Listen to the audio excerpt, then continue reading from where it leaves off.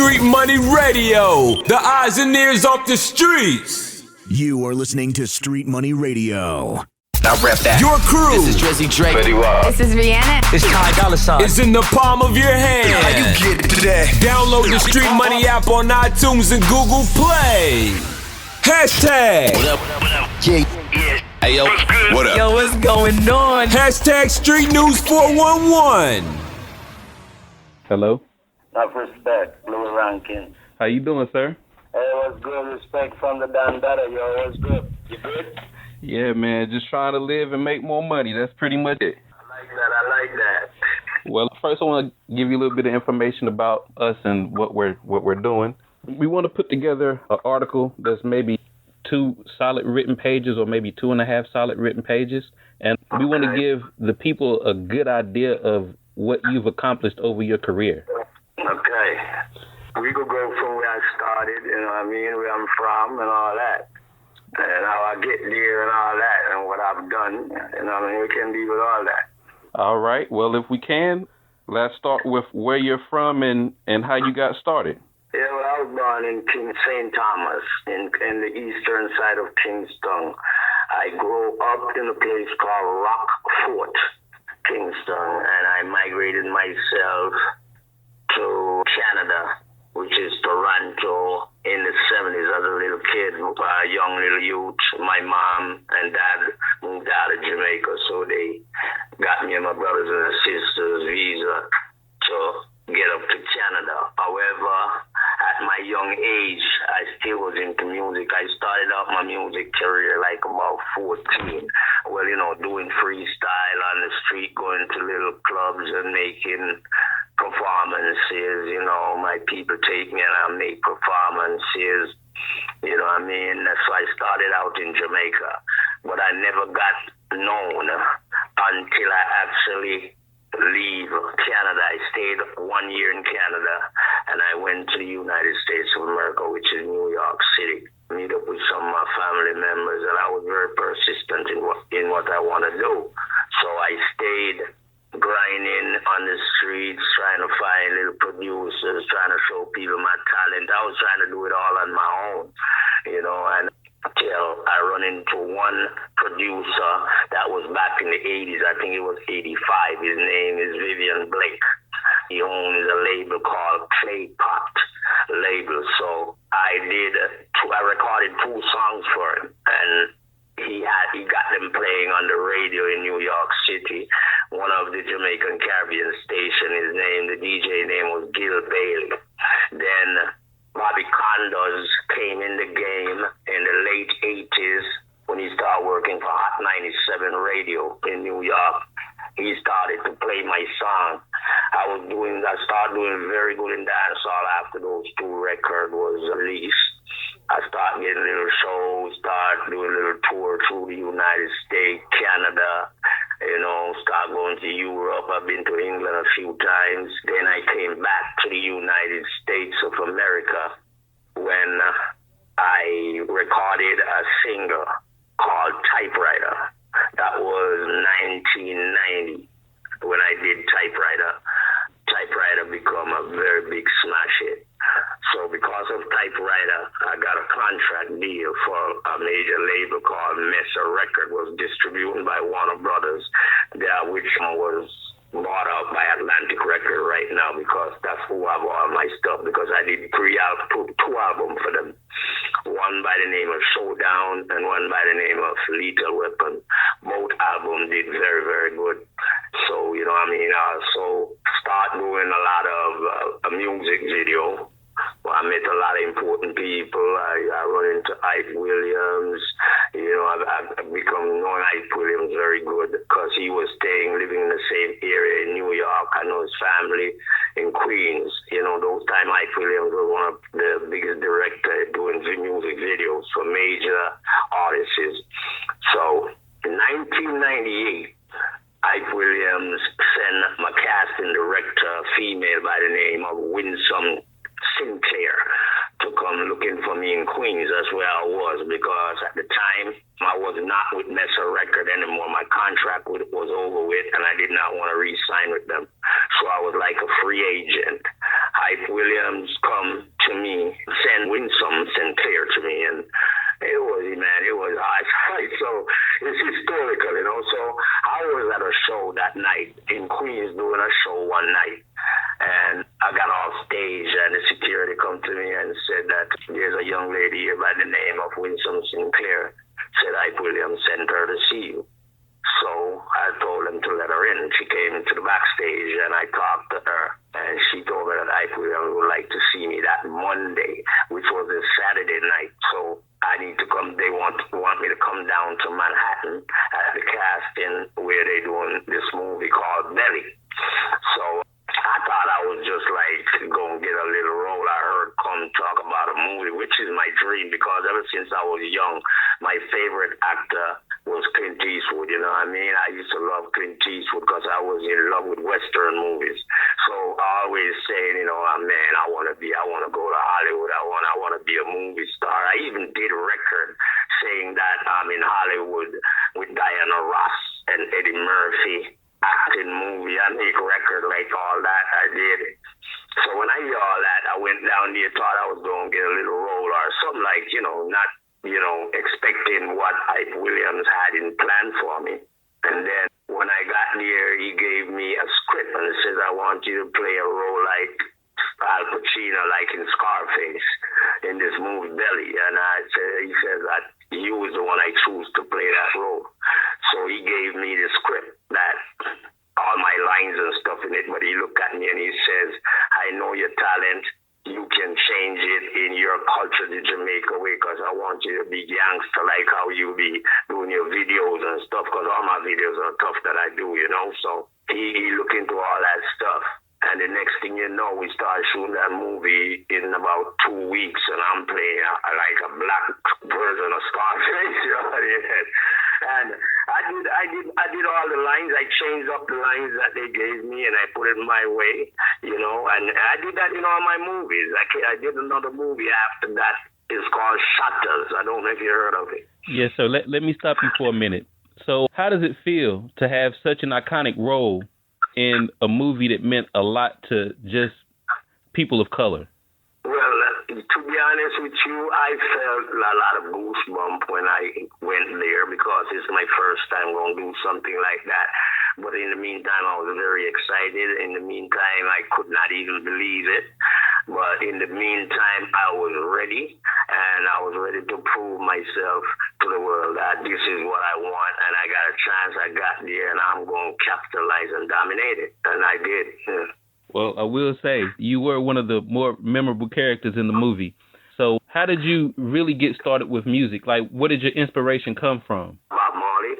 So growing up, you listened to Bob Marley, and that's what got you on the path of writing your songs? Yes, a lot. I used to listen a lot to Bob Marley, a lot of his music. And so that's why when I started out music, dancehall, I really was like doing culture a lot. But I end up doing a lot of gangster songs, you know what I mean? Because I actually in the streets of New York and in Canada, you know, Toronto is a tough place, and I was like doing music like I'm the Jamaican rapper that was like Biggie Smalls back in the days. You know, most of my stuff was hardcore. You know, they was really hardcore. And they all was like capitalizing dancehall, because I was one of the hottest dancehall DJ through the 80s and the 90s, when I was me and Louie Rankin and Supercat and Cutty Ranks those times. We the only artists that even signed to major industry label in America in those days, yeah.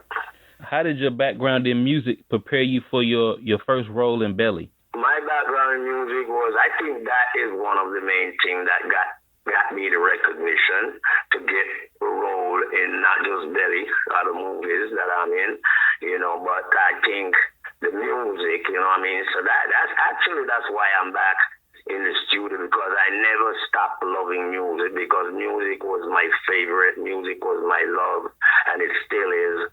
That's why I'm in the studio finishing up this album called Return of the Don Dada, you know what I mean? So I'm still in love with my music, and I'm still trying to inspire people that music can take you to a next level, you know what I mean? If you work hard with it and you're good at it, it can take you to a next level.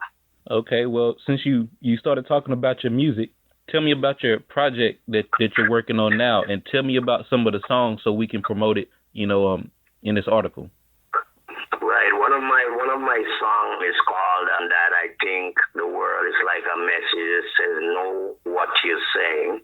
I also have another song, which the remix, I redo the typewriter also. It's called Boom It Up. Like, man, it's a lot of hit songs I think going to be on this album, because I have one called Big Talker with an Indian female from India, but she was born in Canada, so she's very R&B. And I did a lot of features with artists, young artists that's real good here in Canada, Gloomy Grade. I did features with rapper like Carter. I did a lot of stuff. I'm trying to help a lot of the young kids too. I'm trying to build star, not kill star. So while I'm trying to do what I'm doing. Okay. And the original Dandada, where did that come from? Well, everyone is saying they tough. Some people say they are generals. Some people saying that they're John Gotti. Some people saying that they the Dapper Dan, you understand? And I am the Dan Dada. That means I'm the father of all Dan. So I just call myself the Dan Dada. All right. I even make it known. When I was in Belly. I said, you know who I am? I am the original Jamaican Dan Dada. And I'm trying to tell you, everybody remembers that. And that took set on a lot of kids, man. I even watching television, watching shows, and everybody jumping up out their seat. Maury, Jerry Springer, I am the Dandada. I was just laughing. It's so funny. Yeah. Okay, so. But that's a good look. It makes me feel so good, man. I'm happy. Yeah. So you also in another movie that got a lot of attention, Shotters. So how did that come about? Other than Shotters, I have another movie that's on Netflix right now. It's called The Intent 2. It's out on Netflix right now. Yeah. Okay, we was going to get to that one too, but yeah, let us know how Shotters came about. Well, Shotters, again, they came and looked for me. I had an agency in New York that I didn't want to be with that agency no more, so they was calling the agency to get in touch with me because they couldn't get a hold of my manager. So a guy by the name of Seth Silvera, he's the writer and also the owner of the movie. You understand? So he took it on himself, and his crew came to New York City because he found out that I was appearing in Manhattan one Thursday night, and they came there and they found me, and then the next thing they know, they said, we have a movie role for you, and you're playing a main role in it, and we'd like you to come, we'd like to talk to you. So they tell me where they're going to be, and I told them that to give me a call tomorrow. I gave them some information.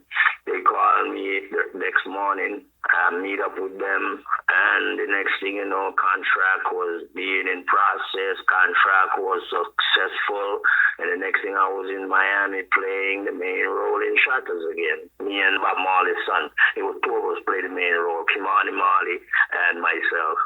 Can you give us like a story or two from the set? Like, something that happened on the set, or just something that you really remember from that movie? Yeah, it was a lot of arguing, a lot of confusing, but everybody was nervous because there was a few people that never done movie on the set. I had to end up having to be talking to the director because he's trying to direct this movie, and it's his first movie he's directing, so I gave him some good advice until it all calmed down.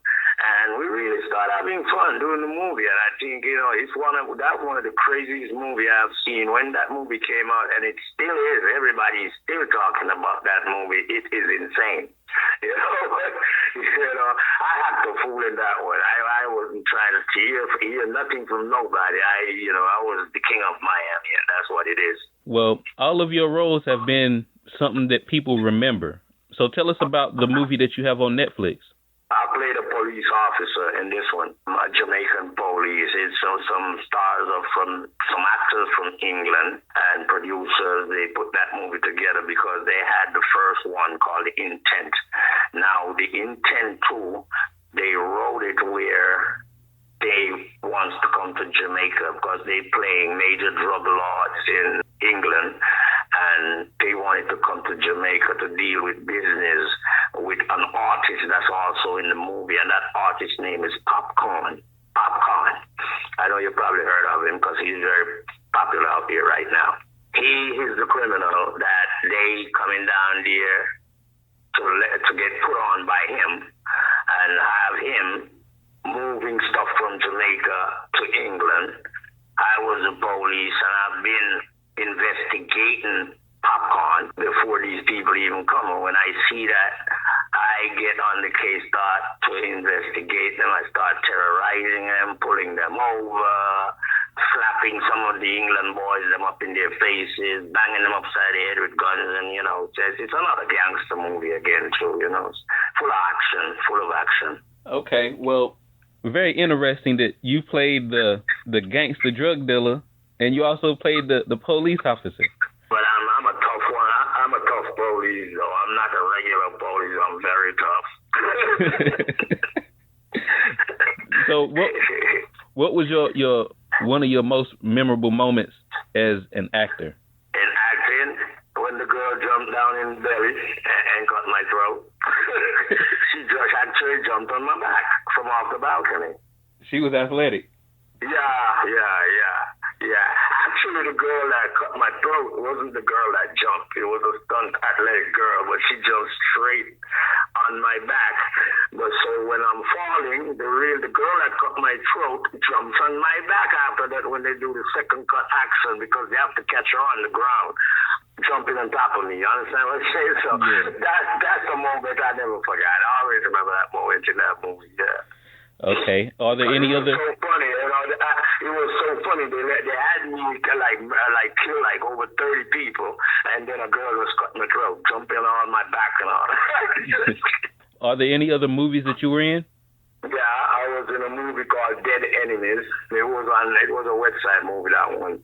But the movies I'm really actually in the mainstream movie, like the one on TV now, the Intent 2, Belly, Shatters, and I also did another movie called The Roaming Lion. All right. So in terms of your legacy and what people remember about you, what's something that you really want people to remember about you as a person? Remember me as a good heart. Don't look at the role that I play, because my role, lots of them is gangster, and I'm not trying to send wrong messages. I'm a good heart, and I'd like people to look at me as a person doing a job that I'm very good at, playing these roles that I'm playing. And that's how I feel. Okay. And what's your process of preparing for a song and also preparing for a role? Like how do you prepare for it? When usually, preparing for a song is very easy for me, because I'm so good at, writing lyrics and quick in the studio of recording, because I've been doing it so long. It's like riding a motorcycle, and you know how to one-wheel it, you know how to do all that. That's easy. Movie now, I have to sit down like I'm in school and study and look at myself after I read the script and see how I should look to play this character, how my features is gonna look, because if I have to look real wicked, if I have to look real mean, those are things that I sit down by myself and take a moment after I read the script. I always speak to the producer and also the writer of the movie and the director and ask them how they feel about this way, if I come about it this way, and they usually just say yes. When they say yes, then I really go and say, all right, this is what I'm going to do. So I do my personal studying and my personal rehearsal before I even get on the set. Well, you do a very good job of it. All of the characters that I've watched you in, you definitely stand out. And just as someone who works in the industry as a producer, I can see that you put the time and energy into becoming the character, and you really take it serious. So I just want to say thank you from that standpoint. Yeah, thank you very much. Thank you. So after you release this project, what are your plans? Like, what are your promo plans? Will you be going on tour, or what will we be seeing next? Definitely. Right now we're working on a couple of videos that's going to be start shooting very soon. And right after that, we're setting up the promotional tour first. And after the promotional tour, I'm planning to do another world tour again, you know what I mean? So the people can see me back on the microphone, you know what I mean, for a minute. All right. And I read a little bit about you, that you made some political statements. So are you the Parliament? The Parliament, remind me on that. I can't remember exactly how it was, but you had called out somebody from Parliament because of something they had done.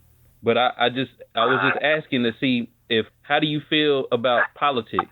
I called out a lot of people because I even used to do a website talk show thing called Gangsters View. I call out a lot of people. I call out Jay-Z. I call out Beyonce. I call out Rick Ross. I call out Chris Brown when he had a problem with Rihanna. I called him up bad. I disrespect him for that. I called out a few people, you know what I mean? Because when I see things that I think is not right, I am not the one that fear to call it out as a celebrity. I call it out. All right. I guess this is the last thing. Is it something that you just want the people to know about you that they don't know? Yeah, I just want the people to know that it's them that I'm working for. It's them that I'm trying to entertain, you understand? And I just want the appearances to, when I do the music is okay, but some of my movie, these young kids that's going to school, especially when they getting up to teenage and stuff like that, they should not encourage them too much to watch those movies, even though these kids are still going to get it and watch it. But as long as the parents can teach them that, what you see this man doing, it's a job he's doing. It's not for real out there in the streets, because if it was for real, he wouldn't be out there. He wouldn't be out there doing that. He would be dead or in prison. You know what I mean? So people have to understand that my message is, we just need to just start unite together, whether we black, white, pink, Indian, purple, Spanish. We need to just unite, because united we stand, divided we gon' fall. So, and all this that's going on and all this craziness is not going to stop until everybody unite.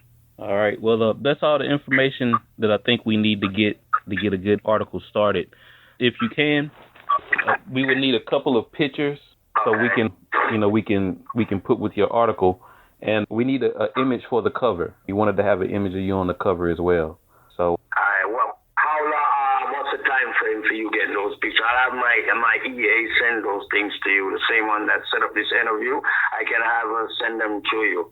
But I'm in Whitby right now in studio recording because I have a video shoot this weekend. So I'm going to call her right now and have her look into some pictures and stuff like that. And we get you a couple of good pictures. We have a lot of them. Yeah, it's going to be about 2.5 months before we print. We just want to go ahead and get everything started now. After we had reached out to Prince and DJ Sincere, I just let them know if we went ahead and got the information now, we can have it ready. So around the time that you do release, that you get your project out and going, that'll be the time that we can release the magazine. So you'll have your project going, and then we'll put the magazine out, and hopefully that'll add to some of your exposure. All right, good. That's good, because I have a major photo shoot for the album cover coming up next week, so I will send you a picture from that. All right. Well, thank you, sir. I truly appreciate being able to have this conversation with you, and I look forward to being able to promote you. All right. Much love. We also have a documentary. I forgot to tell you about it. Coming out soon. We're about to start shooting it. I don't even know the title, but I'm just letting you know. I'll probably call you and give you some information on that. All right, please do. Documentaries, that's one of my strong points. I followed 2 young gang members in Charlotte, North Carolina from the age of 17 to 25. And you watch one of them, get involved in street life and end up going to prison. And then you watch the other one get addicted to drugs. Right. Yeah. So that's, because you see, documentary is a thing that I'm doing one. I think DJ Khaled is doing one, but I'm doing one with some of my people with some real serious stuff and some true stories of what's going to happen. I'm going to give you some information on it. As soon as I get everything, the title of it and all that, the name of it, I'll have Drew send them off to you. Send the info to you. All right. Well, thank you, sir. Like I said, I do appreciate being able to do the interview with you. Thank you very much. Bye-bye. Much respect.